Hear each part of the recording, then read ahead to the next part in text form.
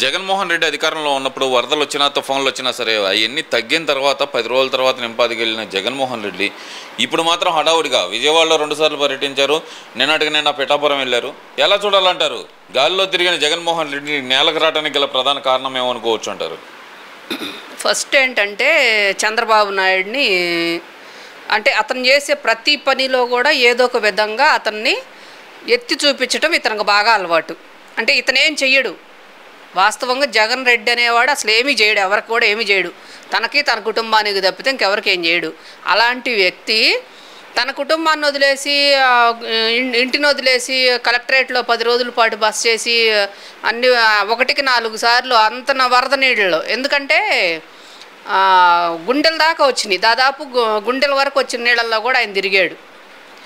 ఎక్స్కవేటర్లో ఎక్కాడా, ఇంకోటి ఎక్కాడా, పడవలో ఎక్కాడా, వెళ్ళిపోయి వాళ్ళ దగ్గరికి వెళ్ళిపోయి నా ప్రజలు ఎంత బాధపడుతుంటే నేను ఇలా ఉండటం కరెక్ట్ కాదని 74 ఏళ్ల కుర్రాడు, గుర్తుపెట్టుకోండి, 74 ఏళ్ల కుర్రాడు అనేక సార్లు ఒక టైం లేదు ఏం లేదు, అర్ధరాత్రి అపరాత్రి అని లేకుండా బాధితులు ఇబ్బంది పడకూడదు, ప్రజలు ఇబ్బంది పడకూడదు అనే ఉద్దేశంతో అతను జనాల్లోనే ఉన్నాడు 10 రోజుల పాటు.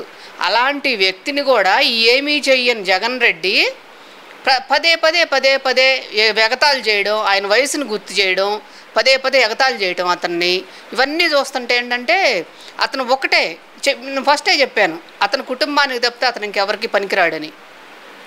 అలాంటి వ్యక్తి జనాలు రెచ్చగొట్టడానికి వస్తాడనమాట బయటికి. ఇప్పుడు వస్తుంది అదే కారణం.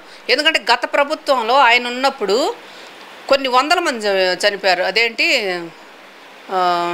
గతంలో అక్కడ ఒక ప్రాజెక్టు పొంగింది కదా, కట్టలు తెగిపోయి మా ఇంటికి అన్నమయ్య ప్రాజెక్టు తెగిపోయి కట్టలు తెగిపోయి కొన్ని 100 మంది చనిపోయారు కదా ఆ రోజు. దానిలో కనీసం పోయి పలకరించి బాధితులకి నేనున్నాను మీకు అండగా అని చెప్పిన పరిస్థితి అయితే ఈ రోజు వరకు మనం చూడాల అతను ఉన్నప్పుడు. అలాంటిది ఇవాళ ఎందుకు ఇంత హఠాత్తుగా పరిగెత్తాడు అంటే, ఇప్పుడు ఒక ప్రతిపక్ష నేతగా ఒక పోస్ట్ అడుగుతున్నాడు కదా, ఇప్పుడు జస్ట్ పులివెందుల ఎమ్మెల్యే అతను. అలాంటిది నాకు ప్రతిపక్ష హోదా ఇవ్వమని అడుగుతున్నాడు. 11 సీట్లు ఉన్నాయో లేవో ప్రతిపక్ష హోదా అడుగుతున్నాడు. కనీసం ఇంగిత జ్ఞానం చదువు సంధ్యలు లేని ఒక పర్సన్కే తెలుస్తుంది ప్రతిపక్ష హోదా ఎన్ని సీట్లు ఉంటే ప్రతిపక్ష హోదా అడగాలనేది.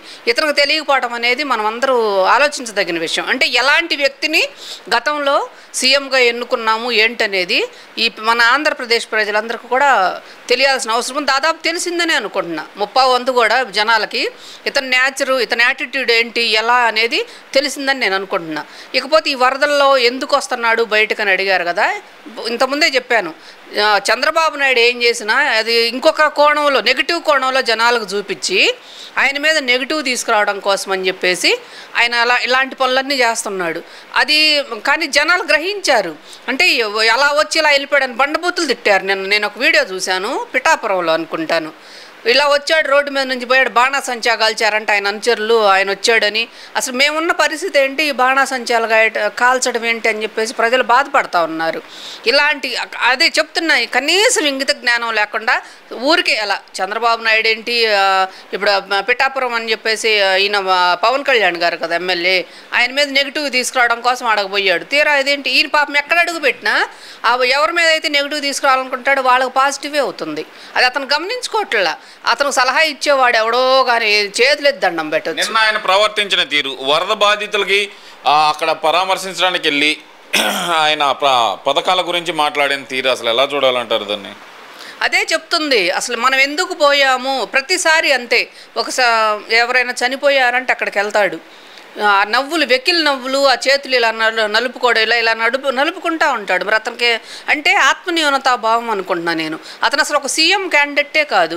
అలాంటిది ఒక అదృష్టం అనేది ఒకటి వరించి ఆయన సీఎం అయ్యాడు కాబట్టి అతనుకున్న చేష్టలన్నీ ప్రకోపించి అలా చేస్తుంటాడు ఎక్కడికి పోయినా. అంటే ఏ సందర్భానుసారంగా మనం ఎక్కడికి పోయాం, ఒక పెళ్ళికి పోయాం, సంతోషంగా సరదాగా ఉండొచ్చు, తప్పులేదు.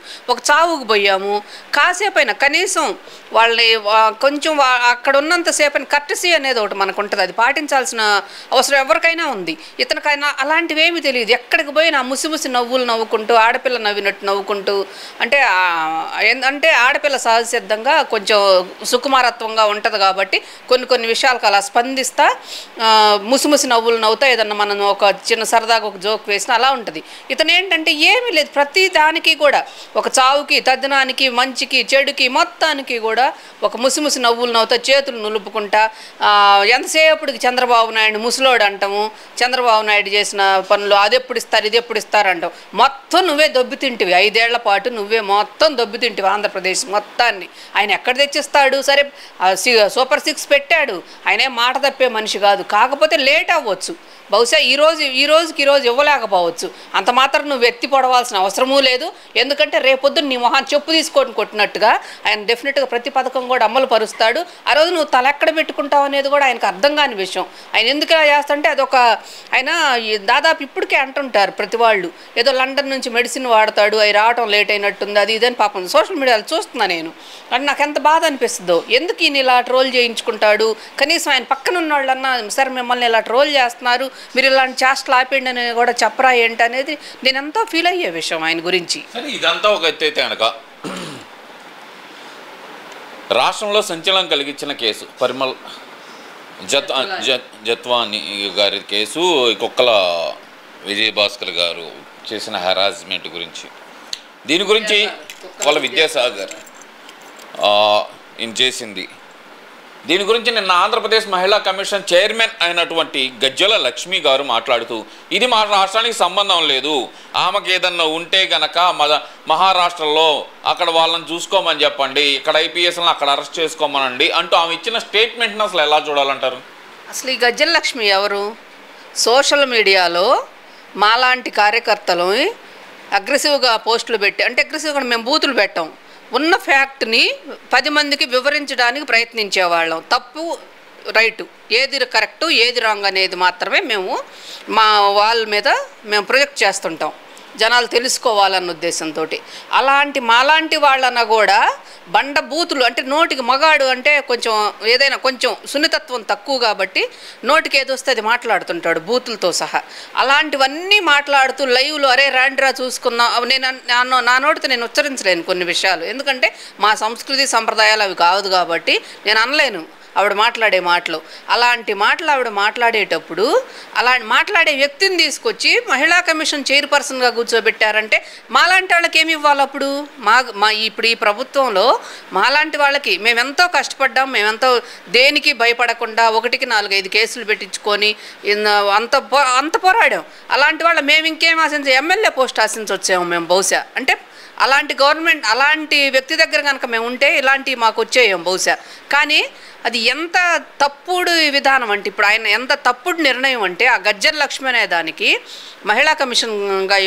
మహిళా కమిషన్ ఇవ్వడం అనేది ఎంత తప్పుడు చర్య అంటే అది జగన్మోహన్ రెడ్డికి అర్థం కాలేదు.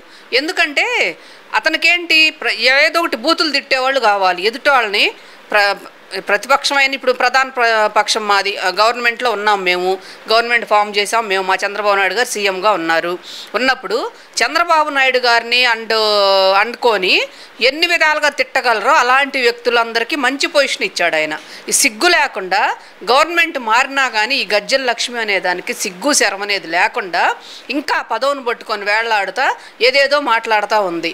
అసలు ఈవిడికి ఏమి తెలుసని, ఏమి చదువుకుందని, ఏమి తెలుసని, అసలు ఒక శాసనం అంటే ఏంటి తెలుసా ఈవిడికి? ఇప్పుడు 0 FIR మొత్తం కూడా ఉంది, అమల్లో ఉంది మన ఇండియా మొత్తంలో కూడా. అది కూడా తెలియకుండా ఆవిడ అలా మాట్లాడటం, ఏ ఊర్లో ఎక్కడ మన ఇండియా మొత్తంలో ఏ స్టేట్లో ఏం జరిగినా, ఎక్కడ జరిగినా, ఎక్కడైనా ఒక కేసు పెట్టుకునే హక్కు మనకుంది. అంటే అది కల్పించింది మన రాజ్యాంగం మనకి ఈరోజు. అంటే 0 FIR అంటే అదే కదా మరి. అది కూడా తెలియకుండా ఆవిడ ఎలా మాట్లాడుతుందో. సరే అవన్నీ తీసేద్దాం. సంఘటన జరిగింది ఎక్కడ? మన రాష్ట్రంలో, ఆంధ్రప్రదేశ్ రాష్ట్రంలో మహానగరమైన రాజధాని ప్రాంతమైన విజయవాడలో జరిగింది ఈ సంఘటన. మరి ఆవిడ ఎక్కడ పెట్టాలి? మహారాష్ట్ర ఎందుకు పెడుతుంది? ఆవిడ ఇక్కడే పెడుతుంది వచ్చి. ఇక్కడ సంఘటన ఇక్కడ జరిగింది కాబట్టి ఇక్కడ ప్రభుత్వాన్ని బాధ్యులను చేస్తూ ఆవిడ కేసు పెట్టింది. అసలు అది కూడా తెలియకుండా ఆవిడ మాట్లాడుతుందంటే ఎలాంటి వాళ్ళకి మహిళా కమిషన్ ఇచ్చారనేది ఆలోచించాల్సిన విషయం. ప్రజలందరూ కూడా ఆలోచిస్తున్నారు కూడా ఇవాళ. ఎందుకంటే గతంలో అబద్ధాలతోటే అతను అధికారంలోకి వచ్చాడు, వీళ్ళందరూ సపోర్ట్ చేశారు. ఇలాంటివి ఒక రకంగా చెప్పాలంటే ఎందుకు పనికిరాని ఇళ్లల్లో కుటుంబాలకు కూడా న్యాయం చేయలేని పర్సన్స్ అందరూ కూడా ఇవాళ వైఎస్ఆర్ సోషల్ మీడియాలో ఉన్నారు. అలాంటి వ్యక్తులందరూ కూడా నోటికి ఏది వస్తే అది మాట్లాడి ఇలా ఎదుటాళ్ళని బ్లేమ్ చేయాలని చూస్తా పాపం వాళ్ళే బ్లేమ్ అవుతున్నారు. అది వాళ్ళకి అసలు అర్థం కావట్లా. అది ఎవరు తెలియజెప్పే వ్యక్తులు కూడా వాళ్ళకి లేరని నేను అనుకుంటున్నా. అందువల్ల ఈవిడ మాట్లాడిన విషయాలని ఈవిడ ఒక పూచిక పుల్లలాగా ఒక పురుగులాగా తీసేస్తున్నారు ప్రతి వాళ్ళు కూడా. అందువల్ల ఆవిడ తన పరిధులు ఏంటో తెలుసుకొని తన ఎంతవరకు అయితే మాట్లాడవచ్చో తెలుసుకొని మాట్లాడితే ఆవిడకి మర్యాదగా ఉంటుంది, ఆ పదవికి కూడా మర్యాదగా ఉంటుందని నా అభిప్రాయం. అంటే ఇక్కడ ప్రధానంగా చూసుకుంటే కనుక వచ్చింది వైసీపీ టైంలో వెర్రవీగిన లేదంటే ఆ మహిళలను ఇబ్బంది పెట్టిన ఐపీఎస్ అధికారుల మీద వచ్చింది కదా, మరి వాళ్ళ మీద చర్యలు తీసుకోవాల్సి వచ్చిందని ఈ మాట అని చెప్పి ఉండొచ్చు అంటారా? ఏమా డెఫినెట్లీ అది అక్కడ అర్థమవుతుంది కదా. ప్రస్తుతం వాళ్ళు ఎవరేం మాట్లాడినా వాళ్ళ తరఫున ఎవరైతే బాధ్యులుగా ఉన్నారో వాళ్ళందరినీ సేవ్ చేసుకునే పనిలోనే వీళ్ళంతా ఉన్నారు. అది మనకు ప్రత్యక్షంగా తెలుస్తూనే ఉంది. వాళ్ళు మాట్లాడే ప్రతి మాటలో కూడా వాళ్ళు ఏం మాట్లాడుతున్నారు, ఎందుకోసం మాట్లాడుతున్నారు అనేది మనకు అర్థమవుతుంది. అంటే బాధ్యులుగా ఉన్న వ్యక్తుల్ని ఆ విషయం నుంచి బయటపడేయడం కోసం మాత్రం వీళ్ళు మాట్లాడుతున్నారు. అది అందరికీ తెలిసిన విషయమే. అంటే ఇది ఐపీసీ అంటానికి కూడా లేదు. మనం వైపీసీ అంటే బాగుంటుందేమో వీళ్ళందరినీ కూడా. ఈ రోజుకి కూడా గవర్నమెంట్ ఫామ్ అయి 4 నెలలు అవుతుంది, 3 నెలలు నిండి 4వ నెల వచ్చింది. ఈ రోజు కూడా ఎంతమందో వైపీసీ వాళ్ళు ఉన్నారు మన గవర్నమెంట్లో. కానీ ఎందుకు వాళ్ళందరూ ఇలాగనే ఉన్నారు, ఎందుకు ఉపేక్షిస్తున్నారో వాళ్ళని తెలియదు. వాళ్ళు ఇష్టం వచ్చినట్టు వాళ్ళకి కావాల్సిన దీన్ని వాళ్ళు ఇది చేసుకుంటున్నారు. ముఖ్యంగా చూస్తే కనుక మరి ఆమె పక్కాగా మరి పనిచేస్తుందని నమ్మొచ్చు అంటారా? నిజంగానే ఆంధ్రప్రదేశ్ మహిళల కోసం మొన్న హైకోర్టుకి వెళ్ళి పోరాడి మరి నాకు జీతం కావాలి, జీతం ప్రకటించడానికి పోరాడి మరీ సంపాదించుకున్న ఆమె ఈరోజు ప్రజల కోసం రాష్ట్రంలో ఉన్న మహిళల కోసం పాటుపడుతుందని భావించవచ్చు అంటారు? మరి ఇక్కడ ఏ మహిళకి ఒక మహిళకు న్యాయం చేసిందని చెప్పండి, ఒక మహిళను చూపించండి. ఎక్కడికక్కడ కానీ పబ్లిక్ మీటింగుల్లోకి వెళ్ళి జనాలతో ఫోటోలు దిగటం, ఒక ఫ్యాషన్ షోకి వెళ్ళినట్టుగా అలంకరించుకొని ఫోటోలు దిగటం, పోయిన దగ్గరల్లా ఏదో పెద్ద ఈ వేరే లెవెల్లో వేరే మహిళలాగా ఫీల్ అవ్వడం, ఇలాంటివి తప్పితే ఆవిడ ఏం చేస్తుందో అనేది ఆవిడకే అర్థం కావట్లా. జీతం అంటే ఇప్పుడు చంద్రబాబు నాయుడు గారు మహిళలకు చాలా గౌరవం ఇస్తారు. వాళ్ళు ఏదన్నా ఒక పని చేస్తుంటే వాళ్ళకి తగిన ప్రతిఫలం వాళ్ళకి చెందేలాగా ఆయన ఇస్తారు. అందువల్ల పాపం ఆయన మీద పిచ్చోళ్ళలాగా పాపం ఆయన ఏంటి ఒక పిచ్చోడు కాదు, పిచ్చోడని వాళ్ళు అనుకుంటారు. ఈయనేంటంటే ఒక సాంప్రదాయం ఒక పద్ధతిగా పెరిగిన వ్యక్తి కాబట్టి మహిళల్ని కష్టపెట్టకూడదు, వాళ్ళ పనికి తగ్గ ఫలితం ఇవ్వాలన్న ఉద్దేశంతో ఆయన పాపం ఇలా ఉంటాడు. ఆవిడ కోర్టుకు వెళ్ళలేదు అంటే ఆశ్చర్యపోవాలి, వెళ్ళింది అంటే ఎందుకు ఆశ్చర్యపడాలి? అసలు వాళ్ళు పనిచేసేదే డబ్బుల కోసం, ఇంకొకటి కాదు. జగన్మోహన్ రెడ్డి హైక్ అవ్వాలనో ఇంకోటో దానికోసం కాదు. పార్టీ బలోపేతం అవ్వాలనో వాళ్ళ క్యాడర్ పటిష్టంగా నిలబడి వాళ్ళ దగ్గరే ఉండాలని దీనికోసం కాదు. ఎవరి సంపాదన వాళ్ళదే. అక్కడ ఎవరు సంపాదించుకుంటే వాళ్ళు, ఎవరు తింటే వాళ్ళు. అందువల్ల ఆవిడ పోరాడింది కోర్టుకెళ్ళి ఆవిడ శాలరీ కోసం పోరాడింది అంటాలో తప్పేం లేదు. వాళ్ళు అలాంటి వ్యక్తులే.